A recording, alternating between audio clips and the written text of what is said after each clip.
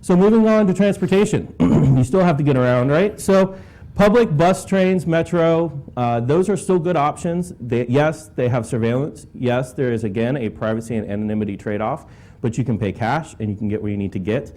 A cab, similarly, or a gypsy cab. Greyhound is, from what we can tell, the only longer distance transit option.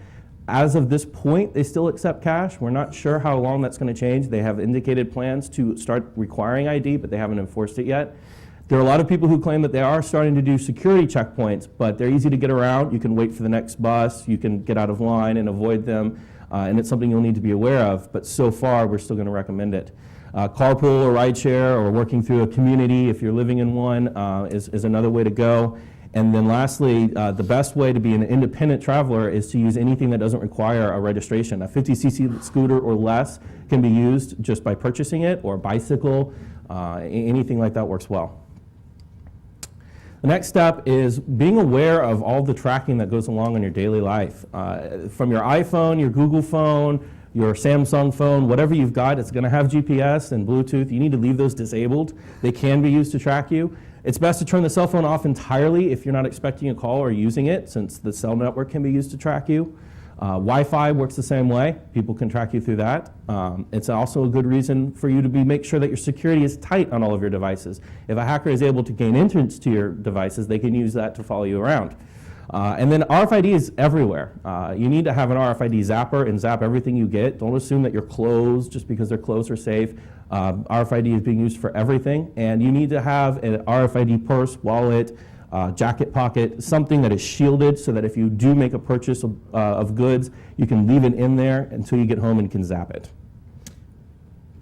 Good place to stop for a momentary giveaway. You want to do that? Talking about RFID? Sure.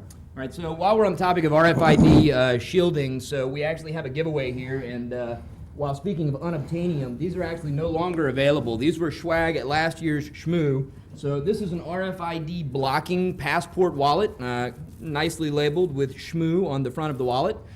So for a RFID blocking passport wallet, the question we have, does anybody here know, or were you able to determine through one means or another, how many surveillance cameras there are in this hotel? In the entirety of the hotel. Is anyone being either paying attention enough or has tried to ask a security guard? Would you like to say something, Ducky? 0. All right, so nobody's jumping at the opportunity, so we have kind of a part 2 then, and hopefully someone will have picked up on this then. Not knowing the full number of cameras, and we'll tell you that number in just a moment, does anybody know how many visible security cameras there are in the lobby of this hotel alone? Now, this is something that you could have picked up just by, again, having situational awareness, walking into the hotel, looking around, and saying, how many cameras do I see that can see me? You have a... I saw this hand over here in the corner, I think, first. 0. You right there? There are, Yes. in fact, 8. Correct. So you got it. That was the Excellent. first one we saw. There are 8 visible security cameras. Good job. 8. And through a little social engineering, we were able to find out on accident that they are claiming that there are 87 security cameras throughout the entire hotel. We spoke with the security guard and we said, hey, can you confirm or deny that there are only 8 security cameras here in the lobby of the hotel? And he said, absolutely not. I can't tell you how many there are here in the lobby. There are 87 in the hotel, but I can't really tell you much more than that. And then later he said, well, there's almost 100. All right. Okay, so we now talk about communications here at the Cloak level. So how are we going to begin to communicate with people now that we are becoming anonymous? We're looking here at the most basic, or kind of the protocol level, if you will. So from a telecom perspective, we're going to recommend the use of payphones or burners. If you're not familiar with the term burners, you really need to watch The Wire. Burners are basically these prepaid cell phones you can go pick up, again, at convenience stores.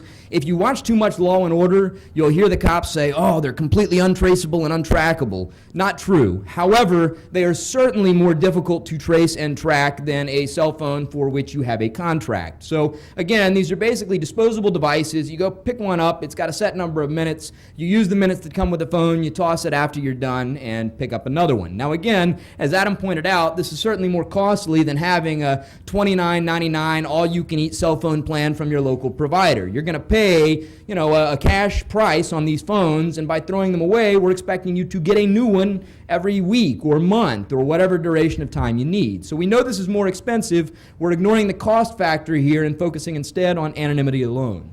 When we talk about getting on the internet, again, at the protocol level, we're going to suggest that you use email lightly. Bear in mind, email is a stateful service. It is designed for communication between specific parties. Now, that's not to say that there aren't still some anonymous remailers out there, but for the most part, we're going to suggest light use of email. You could theoretically use something like IRC. We also want to draw your attention to the fact that because of the close relationship between IRC and botnets, at least in modern usage, there's a lot more attention paid to IRC than there has been in the past, whether by law enforcement or even just by security professionals like ourselves who are out trying to shut down botnets. The fact remains IRC is now a place where you might stand out as much as you might blend in. Question? Yes, what are your thoughts on the prepaid pagers? You can buy lifetime pagers for $100, so it's one-way communications, but...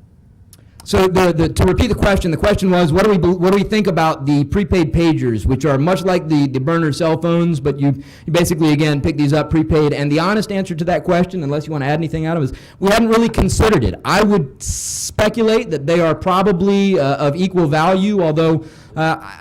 So the basic premise we approach with communications in general is, A, if you can obtain it without providing any form of identification and paying only in cash, then that's an acceptable first start. So if that applies to these, then that's great. Right. And then 2, anything that you use for an extended period of time begins to build an identity. So you're going to want to toss that and get another one of these pagers after about 6 months to a year or whatever you feel uncomfortable. Right, prepaid or not. Yes. The other observation is what network it's on. So with the, Right. with the possible phones, generally they're on cellular networks that are available throughout the country. Sure. So the problem with pager networks is they're generally not. They're regional. So to repeat that, what he was saying is you have to bear in mind that with the prepaid cell phones, these are generally on GSM or CDMA band, and therefore they are across the country or available and usable throughout the country, whereas the pagers are more likely to be regional. So for 2 reasons. Number 1, again, that might limit your ability to use them, but that might also narrow down where you are potentially using them from. So take that into consideration. And great questions and great follow-up as well. And another thought, too, from a privacy perspective is we saw recently at the Hackerspace in Atlanta that these two-way pagers use an unencrypted form of communication that is very, very easy to drop in and listen to.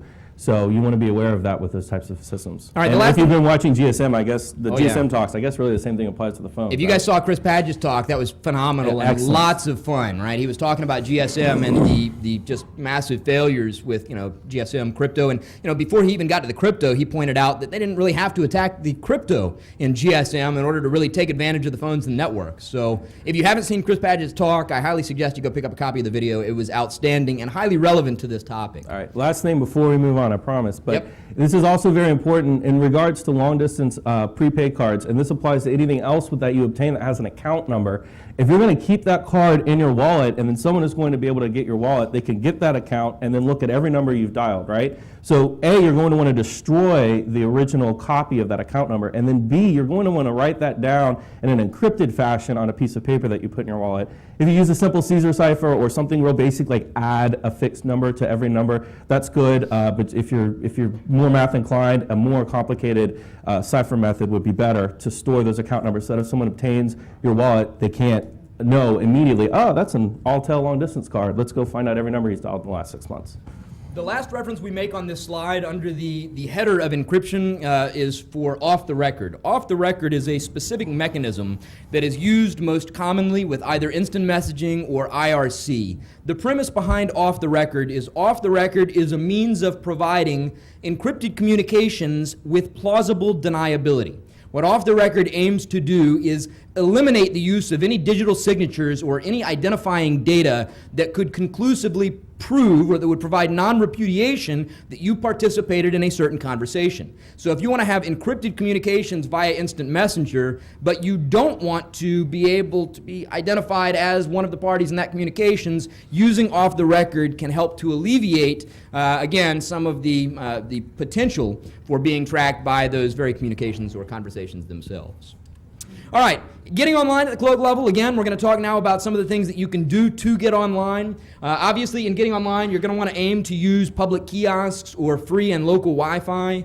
The preponderance of free and local Wi-Fi now means you can pretty much go anywhere, at least in Georgia, and I don't know about everywhere, but, you know, Crystals now has free Wi-Fi. Crystals is like little miniature burgers, I guess White Castle for those of you on the West Coast. Same idea.